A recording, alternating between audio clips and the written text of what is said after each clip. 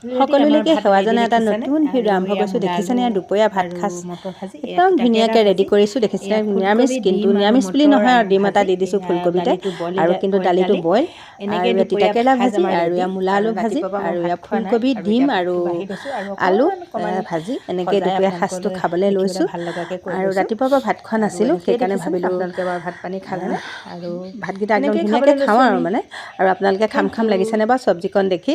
দালিটো কিন্তু বইল দালি, এয়া ফুলকবি ল'লোঁ, আৰু এটা আলু আৰু বিলাহী আৰু এটা পিঁয়াজ, এনেকৈয়ে বনাবলৈ ৰেডি কৰি লৈছোঁ। আৰু ধৰক কেনেকৈ আৰু আপোনালোকে কি কৈছে, কুটি কৰি লৈছোঁ। এইটো ডিমটোও লৈছোঁ, দেখিছেনে ডিমটো কিন্তু আধা সিজাটোৱে ভাঙি চিঙি দিম, মানে গোটাই নিদিওঁ বাৰু, বইল কৰিও নিদিওঁ।